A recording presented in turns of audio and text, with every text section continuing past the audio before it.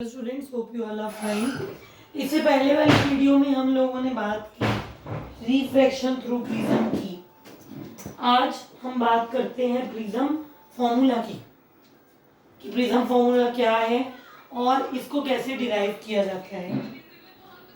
Last video में जहां पर हमने रिफ्रैक्शन थ्रू प्रिज्म की बात की थी, वहां पर एक रिलेशन आया था, delta is equal to mu minus one into A. Delta is equal to mu minus one into A. ये रिलेशन हम लोगों का पहले वाली वीडियो में, इससे पहले वाली वीडियो में जहाँ पर हमने रिफ्रैक्शन थ्रू प्रिज्म किया था, उसका केस किया था, वहां पर आया था। भूल गए हो, याद नहीं है तो पहले वाली वीडियो को एक बार फिर देख लो। Delta is equal to mu minus one into A. अब एक कंडीशन है मिनिमम डेविएशन की। मिनिमम डेविएशन की क्या कंडीशन है? If I1 is equal to I2 is equal to I and R1 is equal to R2 is equal to R, कहते हैं अगर एंगल ऑफ इंसिडेंस, दोनों एंगल ऑफ इंसिडेंस बराबर हो जाएं से I, तो ऑब्वियस है कि दोनों एंगल ऑफ जो रिफ्रैक्शन है वो भी बराबर हो जाएंगे R। अगर दोनों एंगल ऑफ इंसिडेंस जो है हमारे वो बराबर हो जाएं तो दोनों एंगल ऑफ जो हमारे रिफ्रैक्शन है वो भी क्या हो जाएंगे?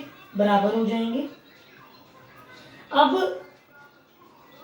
हमने कहा कि जो मिनिमम डेविएशन है, मिनिमम डेविएशन जो देखी जाती है वो इस कंडीशन में देखी जाती है कि जब हम कहते हैं I1 is equal to I2 is equal to I है या R1 is equal to R2 is equal to R है, तो हमारे पास मिनिमम डेविएशन जो है वो देखी जाती है।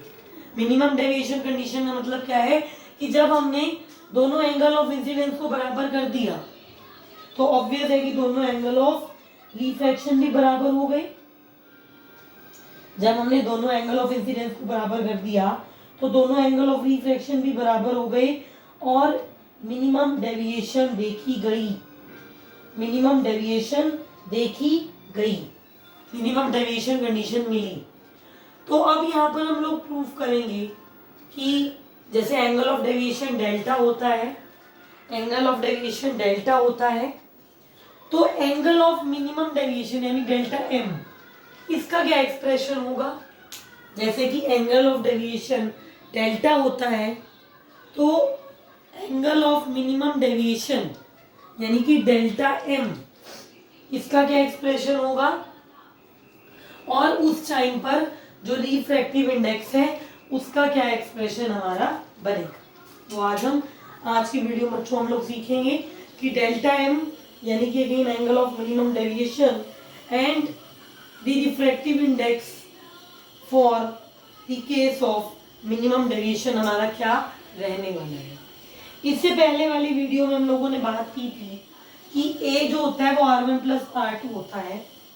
ए जो होता है वो R1 प्लस R2 होता है। मैंने कहा R1 is equal to R2 is equal to R है। मैंने कहा R1 is equal to R2 is equal to R है, यानी कि ये भी मेरा R है, ये भी R है। मैं इस R1 की जगह भी R ले लूंगी और R2 की जगह भी R ले लूंगी। क्या बन गया?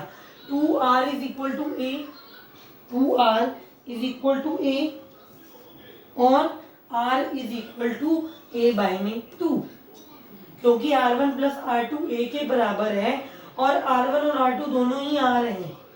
R1 और R2 दोनों ही R हैं, तो मेरा जो यहाँ से R की वैल्यू आई वो आई R is equal to A by 2। R is equal to A by 2। अब एंगल ऑफ मिनिमम डेविएशन या एंगल ऑफ डेविएशन जो इस पर्टिकुलर केस में एंगल ऑफ मिनिमम डेविएशन बन चुका है, उसकी एक्सप्रेशन क्या होने वाला है? उसका एक्सप्रेशन क्या होने वाला है? Delta is equal to delta M is equal to I1 plus I2 minus A. Delta is equal to delta M I1 plus I2 minus A. अब I1 प्लस I2 या I1 और I2 क्या है? मेरा I है ना, I1 और I2 मेरा I है, I1 और I2 मेरा I है, यानी कि डेल्टा M जो है मेरा, डेल्टा M जो है मेरा वो क्या है, delta M is equal to I plus I minus A, delta M is equal to I plus I minus में A। अब I plus I becomes 2I minus A, तो यहाँ से जो डेल्टा M का एक्सप्रेशन है वो क्या आ गया, delta M is equal to 2I minus A, delta M is equal to 2I minus A. Delta M मेरा 2I माइनस ए है, इस A को इधर ले आइए। अगर मेरा डेल्टा M 2I माइनस ए है तो डेल्टा M प्लस ए क्या होगा, 2I होगा ना। अगर मेरा डेल्टा M 2I माइनस ए है तो डेल्टा M प्लस ए क्या होगा, 2I होगा ना। यहाँ से I की वैल्यू कितनी निकलेगी, what is the value of I from this expression, क्या होगा I, what is the value of I from this particular expression, I is equal to a plus delta M by में 2, I is nothing but equal to a plus delta M by में 2। जो मेरा I है वो है a plus delta M by में 2, जो ये 2 था वो उधर नीचे चला गया, बॉटम में चला गया, ठीक है। I है मेरा a plus delta M by में 2, तो अब मेरे पास I की वैल्यू भी है इस एक्सप्रेशन से और R की वैल्यू भी है इस एक्सप्रेशन से। I have the value of I and the value of R with me। मेरे पास I की वैल्यू भी है और R की वैल्यू भी है, I की वैल्यू भी है, R की वैल्यू भी है। तो म्यू क्या था, sine I by sine R था ना, mu is equal to sine I by में साइन R, यानी कि sine of a plus delta M by में 2 डिवाइड बाय में साइन ऑफ a बाई में 2, sine of a plus delta M by में 2 by में साइन ऑफ a बाई में 2। कुछ नहीं किया, I और R की जो वैल्यूज हम लोगों ने निकाली थी, I और R की जो वैल्यूज हमने यहाँ पर निकाली थी वो मैंने पुट कर दी इस एक्सप्रेशन में। तो मेरे पास ये एक एक्सप्रेशन आ गया, mu is equal to sine of a plus delta M by में 2 बाय में साइन ऑफ a बाई में 2, sine of a plus delta M by में 2 बाय में साइन ऑफ a बाई में 2। और इस एक्सप्रेशन को कहा जाता है prism formula, sine of a plus delta M by में 2 बाय में साइन ऑफ a बाई में 2, इस एक्सप्रेशन को हम लोग कहते हैं प्रिज्म फॉर्मूला, इसे प्रिज्म फॉर्मूला कहा जाता है, ठीक है। तो यहाँ पर हमने सीखा कि प्रिज्म फॉर्मूला क्या है और किस तरीके से इसे डिराइव किया जाता है। बोर्ड एग्जाम में प्रिज्म फॉर्मूला से रिलेटेड या तो एक्सप्रेशन आता है, नहीं तो एक आधा न्यूमेरिकल तो देखने को मिलता ही है। जैसे कोई क्वेश्चन है 5-6 नंबर का, तो उसमें एक आधे नंबर का न्यूमेरिकल आपको उसके साथ वो मिल जाएगा, और वो तभी ठीक होगा आप जब आपको पता होगा कि ए क्या था भाई, डेल्टा M क्या था, म्यू क्या था, या उनके बीच का रिलेशन क्या था। म्यू है sine a plus delta M by में 2 बाय में साइन ऑफ a बाई में 2। आगे चलते हैं, let us move further to the next term which we have with us. Let us look at some numericals related to prism only. आपका पहला question है, calculate the deviation produced by the prism of angle 6 degree and given mu of prism is 1.644। जो mu की value है वो ये है और जो एंगल है वो ये है। कहते हैं आपको डेविएशन निकालनी है, calculate the value of deviation.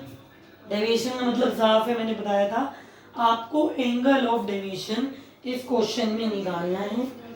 और प्रिज्म दिया गया है जिसका एंगल ऑफ प्रिज्म यानी कि कैपिटल ए की वैल्यू आपको दी गई है 6, एंगल ऑफ प्रिज्म यानी कि कैपिटल ए की वैल्यू आपको दी गई है 6 डिग्रीज, और म्यू यानी कि रिफ्रैक्टिव इंडेक्स की वैल्यू आपको दी गई है 1.644।